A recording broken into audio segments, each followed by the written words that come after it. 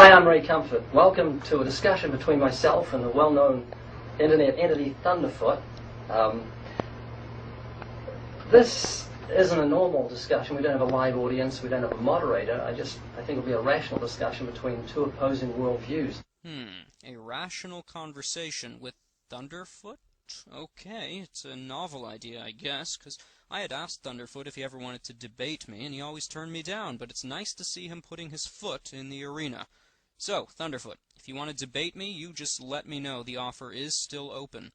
Anyways, I was really excited with this debate with Ray Comfort, although I'm kind of disappointed with how it turned out, so I'm going to make this video and comment on some of the things that were said and left unsaid. Have those who are essentially intellectual vandals, those who deliberately sow disinformation. I mean, Oh, you mean like you? I see this as retarding the potential of mankind. You know, bad guys never think of themselves as bad guys. It's just a universal law. Hitler thought he was doing the right thing, and I've got to give Thunderfoot credit. He actually thinks he's in the right, and he is sincere, and he actually thinks he's helping people. In fact, he says so himself. I want to actually make life better for the next generation. Well, let's just see who's retarding who exactly, because frankly, Thunderfoot, the things that come out of your mouth are far more dangerous and detrimental to society and yourself than anything Ray Comfort had to say to you. Let me show you. And this is essentially the scientific method. And this is what has taken us from the Stone Age to landing on the moon in about 300 years. Apparently Thunderfoot thinks the Stone Age was 300 years ago. Nice. Now, the real funny part is that there never was a Stone Age. There are people who make stone tools today. What does that mean? It means nothing. So, what was in the beginning? How did all this happen? Well, there is the assumption that there was a beginning. I mean, this is what we would call in scientific terms an unknown.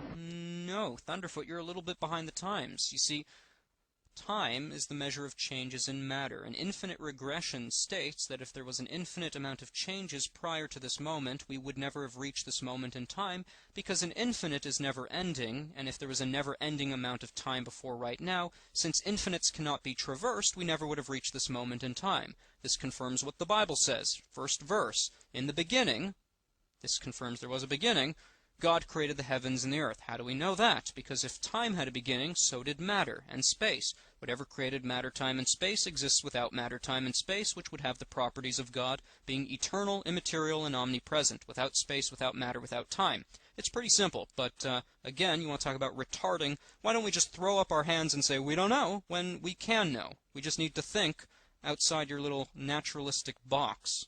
Thing that we live in. How did it get here? Well, we live in a universe. The word universe comes from two words, uni, which means singular, and verse, meaning a spoken sentence. Indeed, we do live in a universe. You see, God spoke. He said, let there be, and there was. I'm glad that you would believe that. Don't know. So you don't know how it began, and you don't know if it's eternal. It's unknown. To you. It's unknown to me. Well, yes, it's an unknown to you, which means you're not an authority on the issue. Now, let's face it, whatever made us, okay, if something is made, then it is made for the reason that it is made. And if you don't know that reason, well then, how are you going to be able to figure out what you're doing here, or be able to guide others and help others? Because frankly, you don't know the meaning of life. And I'm going to illustrate that using your own words. Question. Do you believe that the universe is simply as we perceive it? Do you? If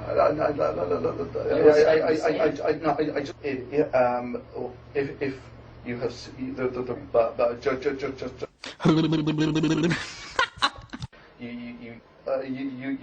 this is. Okay, listen. I don't want to make fun of the guy. Thunderfoot, if you're watching this, I'm sure you're a nice guy and a well-meaning guy. Here's my problem. Your entire shtick here on YouTube, ever since you've gotten here, is to make fun and ridicule people like me. People who do exactly what you just told us to do. To sit back in a chair with your arms outstretched and wonder, well, maybe there is something behind the universe. Something we're not totally seeing. And as soon as we start to wonder and maybe even come to some answers and start to think maybe there is a God, you want to make fun of us, and you want to ridicule us and stick us back in your little narrow-minded, naturalistic box. You don't actually want us to think what's outside the universe, what caused everything. So, you know what? You're just a damn hypocrite. That's all there is to it. You're an absolute damn hypocrite. So tell you what, why don't you delete every video you've ever made where you've made fun of people who believe in God, and, you know, encourage others to make fun of people who dare to actually think outside your stupid little box. Okay? And then come back to YouTube when you're ready to actually take your own advice and start thinking, okay? Start critically thinking about the world and universe you live in, and start reading your Bible without your little... man, you're just... Tell you what. You claim that you have the moral high ground, that you have this absolute understanding of everything, and you sit there with all the... like you think like you have all the answers. Well, tell you what, Thunderfoot. You're encouraging a demoralized view of life and mankind. You have no sense of morality, you have no sense of meaning or purpose, and I'm going to show you that by admission of your own mouth. There's a soul. You don't have a soul. You don't have life. No. There's no life in your body. Well, there is life, yes. That's the soul. That's the electric activity in the brain. So you're just electricity. Pretty much, yeah. Oh, yeah, pretty much, you know. Life is the equivalent of the electrical current in my iPod Nano, more or less. And morality, goodness, evil, meaning, purpose, you know, we can just throw out our Bibles. We're not made in the image of God. God doesn't love us. There's not a purpose or meaning to our existence. No, you're just a bunch of, you know, electrons, and it doesn't really matter what happens to you any more than what happens to, you know, your television or your telephone. Right? I mean, that's exactly what Thunderfoot believes. Oh, you don't believe me? Well, let me show you. You've got a personality. You've got morality. It's more than electricity. I think you will find that in about a decade or so we'll be actually... I mean, it's one of those interesting quirks is that people all think they're unique. This is why horoscopes work so well. Well, everybody's unique. But they're not. No, you're not special, and your life doesn't mean more than that of a goldfish. Oh, you don't believe me? Well, let's look to what Thunderfoot has to say. That's what we were discussing. Well, where does morality come from? Here's another question for you. If your favourite dog is dying and your rotten neighbour is drowning, they're both drowning, you can only save one of them, who would you save? Your rotten neighbour or your favourite dog? Well, before, do you mind if we backpedal? I mean, I'm happy to come. In my case, it would be the dog. And I mean, it's right. And I'll briefly explain why. Okay, and we'll come back to I that. want to backpedal a bit. Okay. But the reason is that essentially biological. That you get, especially if you look at the dog, they're pack animals. They're very devoted. And you feel the need to reciprocate, whereas the enemy is someone who you are sort of biologically tuned not to feel sympathy for. So you just let your neighbour drown and save the dog? What would you do? I'd save the neighbour. Yeah. Well, let's put it another way. There are 6 billion more where they came from. Yeah, he's not laughing because that's funny. He's laughing because you're insane. You're clearly not right. He knows you're not right. You know you're not right. Everyone watching this video knows you're not right. But you have to hold to that position to make yourself comfortable because, let's face it, you're hiding from God. You're hiding from the truth. You know you're going to die one day and give an account, and you really don't like that idea. And a lot of your audience doesn't like that idea. So they look to you as a hero because, you know, you make fun of creationists so very well that they feel comfortable in their little deluded, arrogant, ignorant little naturalistic box, and they refuse to even, you know, consider that you're wrong. And you are wrong.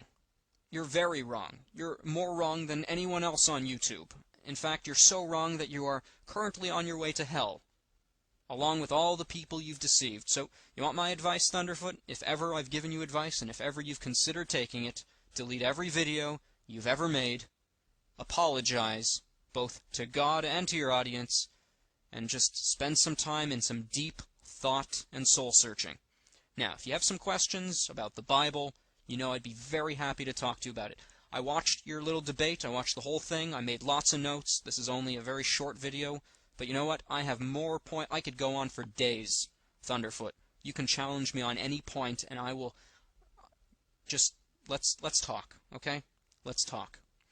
Hope you guys enjoyed the video. I'm just going to end on a very sad note. Thunderfoot, you are totally lost. I mean, let's face it. If life is just electricity and matter, then there is no right and wrong. And since you believe that, I'm going to show you that you don't believe there is right and wrong, which amazes me how you can accuse me and others of doing something that's immoral or wrong, because in your worldview, right and wrong don't exist. Is there right and wrong, absolute right and wrong? There are limits to which you can. There are limits to the behaviours you can have. Is adultery wrong? Adultery. Sleeping with someone else's wife. Yes.